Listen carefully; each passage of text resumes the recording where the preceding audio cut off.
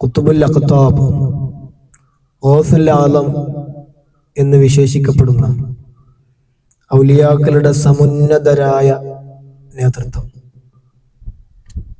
ഗൗസുൽ ആലം അബ്ദുൽ ഖാദർ ജീലാനി ഖദ്ദസല്ലാഹു സിർറഹുൽ അസീസ് അവിടുത്തെ ഫത്ഹുർ റബ്ബാനി എന്ന ഗ്രന്ഥത്തിൽ പറയുന്നു, നം തഹ്ത മീസാബിൽ ഖദർ, വിധി എന്ന പാത്തിക്ക് കീഴിൽ നീ കിടന്നുറങ്ങ്. ശ്രദ്ധിക്കണം കേട്ടോ, ഞാൻ പറയാ, നം തഹ്ത മീസാബിൽ ഖദർ, വിധി എന്ന പാത്തിക്ക് കീഴിൽ നീ കിടന്നുറങ്ങ്. എങ്ങനെയാ കിടന്നുറങ്ങേണ്ടത്? മുതവസ്സിദം ബിസ്സബ്ർ, ക്ഷമ എന്ന തലയിണ വെച്ചുകൊണ്ട്, ക്ഷമ എന്ന തലയിണ വെച്ചുകൊണ്ട് വിധി എന്ന പാത്തിക്ക് കീഴിൽ നീ കിടന്നുറങ്ങ്. മുതഖല്ലിദൻ ബിൽ മുവാഫഖ, അല്ലാഹു നിന്റെ ജീവിതത്തിൽ ഒരുപാട് ഖലാഉകൾ അവൻ നടത്തും, അതിനെയെല്ലാം നിരുപാധികം അംഗീകരിക്കുന്നവനായ നിനക്ക്.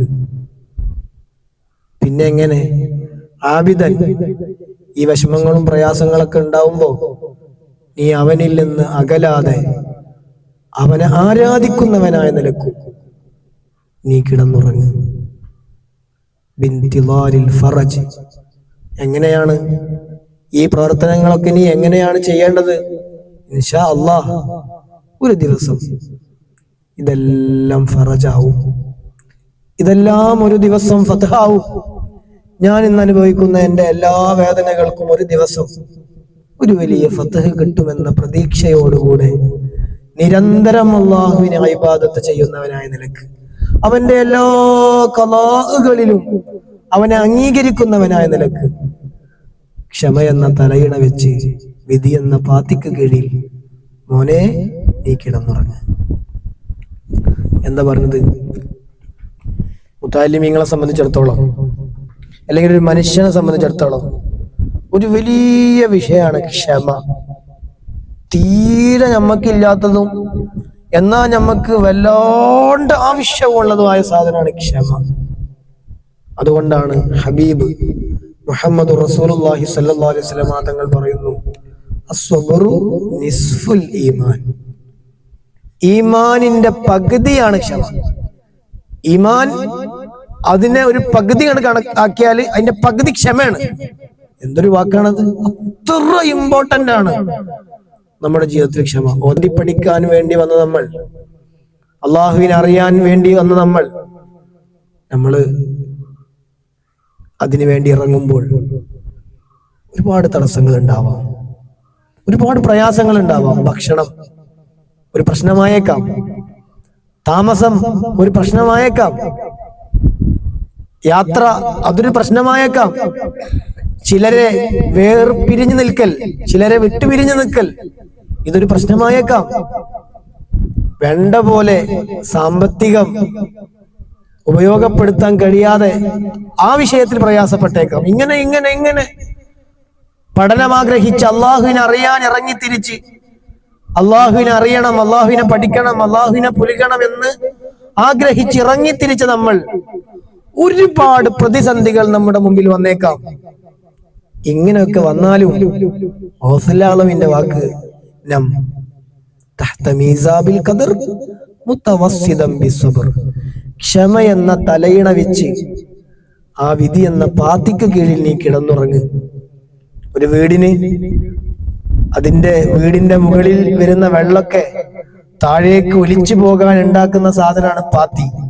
ആ പാത്തിയിലൂടെ എപ്പോഴും വെള്ളമാണ് വന്നുകൊണ്ടിരിക്കുക. ആ പാത്തിക്ക് കീഴിൽ കിടന്നുറങ്ങുന്ന മനുഷ്യൻ ഒരിക്കലും സ്വസ്ഥമായി കിടന്നുറങ്ങാൻ കഴിയൂല. ഏത് സമയത്തും വെള്ളം വരാം. പക്ഷേ അവിടെ കിടക്ക്, നീ അവിടെ കിടക്ക്. ക്ഷമ എന്ന തലയിണ വെച്ചുകൊണ്ട് നീ ആ പാത്തിക്ക് കീഴിൽ കിടക്ക്. എന്തൊരു വാക്കാണത്! എന്ന് പറഞ്ഞാൽ പ്രതിസന്ധികൾ ഉണ്ടാവൂല എന്ന് വിചാരിച്ചു മോനെ നീ അള്ളാഹുവിനെ അറിയാൻ നിൽക്കണ്ടെന്നർത്ഥം. അള്ളാഹുവിനെ അറിയാൻ നീ ഇറങ്ങിത്തിരിച്ചാൽ നന്നാവണം, ഉഷാറാവണം, വളരണം, വലിയ ഭാവി വേണം, വലിയ ലക്ഷ്യങ്ങളിലേക്ക് എത്തണം ഇങ്ങനൊക്കെ ആഗ്രഹിച്ചിറങ്ങി തിരിച്ചാൽ പ്രതിസന്ധികൾ ഉണ്ടാവൂല, സുഖം മാത്രമേ ഉണ്ടാവുള്ളൂ. നീ തെറ്റിദ്ധരിക്കണ്ട.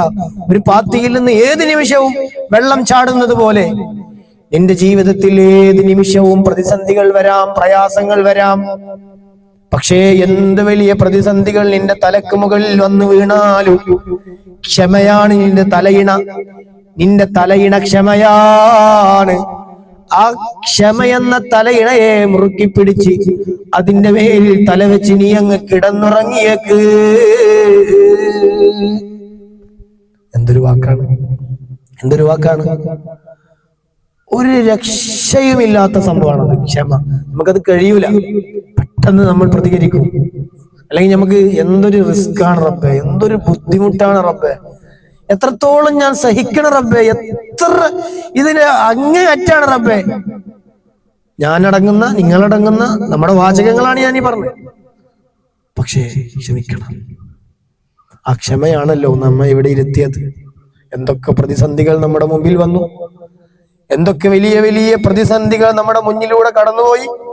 അവിടെയെല്ലാം ക്ഷമിച്ച്, അവിടെയെല്ലാം ക്ഷമിക്കുമ്പോ ഫതഹുകൾ ഇങ്ങനെ താനേ വരും. നമുക്ക് തന്നെ മനസ്സിലാവും. നിങ്ങളൊന്ന് ചിന്തിച്ചു നോക്കി, നമ്മള് ഒന്ന് പിറകിലേക്കൊന്ന് തിരിഞ്ഞു നോക്കിയാൽ, നമ്മൾ വന്ന വഴികളിലേക്കൊന്ന് നമ്മളൊന്നങ്ങ് തിരിഞ്ഞു നോക്കുകയാണെങ്കിൽ നമുക്ക് ബോധ്യപ്പെടും, അള്ളാഹുവേ ഞാൻ അവിടെ ടെൻഷൻ അടിച്ചിരുന്നു, അവിടെ ഞാൻ ടെൻഷൻ അടിച്ചിരുന്നു, ആ സ്ഥലത്ത് ഞാൻ ടെൻഷൻ അടിച്ചിരുന്നു, അല്ലോ അവിടെ വല്ലാണ്ട് ഞാൻ ബുദ്ധിമുട്ടി. പക്ഷേ അന്ന് ഞാൻ അനുഭവിക്കുന്ന നിയമത്തും ഇന്ന് ഞാൻ അനുഭവിക്കുന്ന നിയമത്തും രണ്ടും സമമല്ലല്ലോ. അന്ന് ഞാൻ അനുഭവിച്ച നിയമത്തുകളെക്കാൾ 10 മടങ്ങ് നിയമത്ത് റബ്ബേ നീ എന്റെ ജീവിതത്തിൽ തന്നില്ലേ. നോക്കി. അതങ്ങനെയാണ്. ക്ഷമിക്കുമ്പോൾ അള്ളാഹു നമുക്ക് വലിയ വലിയ വലിയ ഫതഹുകൾ നമ്മുടെ ജീവിതത്തിൽ തന്നുകൊണ്ടേയിരിക്കും. എത്ര പ്രതിസന്ധികൾ നമ്മൾ തരണം ചെയ്യുന്നുവോ അത്രയും മുന്നോട്ടുള്ള ഗമനം നമുക്ക് എളുപ്പമാകും, സാധ്യമാകും. 2 വർഷക്കാലം പച്ചില മാത്രം തിന്ന് ജീവിച്ച മുഹമ്മദുർ റസൂലുള്ളാഹ് ഈ കാണുന്ന കുന്നും പർവ്വതവും മലയും മനുഷ്യനും നക്ഷത്രവും എല്ലാ ഗോളങ്ങളും കടലും കാടും എല്ലാം ഉണ്ടാക്കാൻ കാരണക്കാരനായ മുഹമ്മദുർ റസൂലുള്ളാഹി സ്വല്ലല്ലാഹു അലൈഹി വസല്ലമ തങ്ങള് അള്ളാഹുവിനെ പരിചയപ്പെടുത്താൻ ഇറങ്ങിത്തിരിച്ചപ്പോ എന്തൊക്കെ പ്രതിസന്ധികൾ തരണം ചെയ്യേണ്ടി വന്നു. ഭ്രാന്തന്മാരെ കൊണ്ട് കൂക്കി വിളിപ്പിച്ച്, കുട്ടികളെ കൊണ്ട് കല്ലെറിഞ്ഞ് കാലിൽ നിന്ന് രക്തം വന്ന കഥ നമുക്കറിയാം. നാട്ടിൽ നിന്ന് സ്വന്തം ജനിക്കപ്പെട്ട സ്വന്തം കുടുംബവും താൻ ജനിച്ചു വളർന്ന നാട്, ഉമ്മയും ഉപ്പയും മന്തി ഉറങ്ങുന്ന നാട്, കുടുംബക്കാരൊക്കെയുള്ള നാട്, ആ നാട്ടിൽ നിന്ന്, ആ ദേശത്ത് നിന്ന്, ആ സ്വന്തം കുടുംബക്കാരാണെന്ന് വിശേഷിപ്പിക്കപ്പെടുന്ന ആളുകൾ പുറത്താക്കിയിട്ട് കാട്ടിൽ ജീവിക്കേണ്ട ഒരവസ്ഥ വന്നിട്ടുണ്ട്. മൃഗങ്ങൾ ഭക്ഷണം കഴിക്കുന്നത് പോലെ, ആടും ഒട്ടകമൊക്കെ ഭക്ഷണം കഴിക്കുന്നത് പോലെ പച്ചില മാത്രം തിന്നിട്ട് ഭക്ഷണം കഴിച്ച് വിസർജിക്കുന്ന സമയത്ത് മൃഗങ്ങൾ പോലെ വിസർജിക്കേണ്ട, മറ്റുള്ള മൃഗങ്ങളൊക്കെ വിസർജിക്കുമ്പോൾ കാണാൻ കഴിയുന്ന രൂപത്തിലുള്ള വിസർജനം വിസർജിച്ചുകൊണ്ട് എന്നൊരു കഷ്ടപ്പെട്ട ജീവിതമായിരുന്നു അവർ നയിച്ചത്. എന്നിട്ട് തളർന്നു. ഇത്ര വലിയ പ്രതിസന്ധി ഉണ്ടായിട്ട് എന്തൊരു റിസ്ക്കാണത് പ്രബോധനത്തിന്. നിന്നെ കുറിച്ചൊന്ന് പറയാൻ എന്തൊരു ബുദ്ധിമുട്ടാണ്. ഈ ആളുകളുടെ ഇടയിലൊക്കെ ഞാൻ ചെല്ലുമ്പോ എന്തൊരു പരിഹാസമാണ് റബ്ബേ, എന്തൊരു വേദനിപ്പിക്കലാണ് റബ്ബേ, എനിക്ക് കഴിയില്ല എന്ന് പറഞ്ഞ് ഒരു നിമിഷം പോലും പിറകോട്ട് കാലെടുത്ത് വെച്ചില്ല. ഒരു നിമിഷം പോലും പിറകോട്ട് കാലെടുത്ത് വെച്ചില്ല. അതെല്ലാം സഹിക്കുന്നു, ക്ഷമിക്കുന്നു. ആ നേതാവാണ് പഠിപ്പിച്ചത് അസ്സബ്റു നിസ്ഫുൽ ഈമാൻ.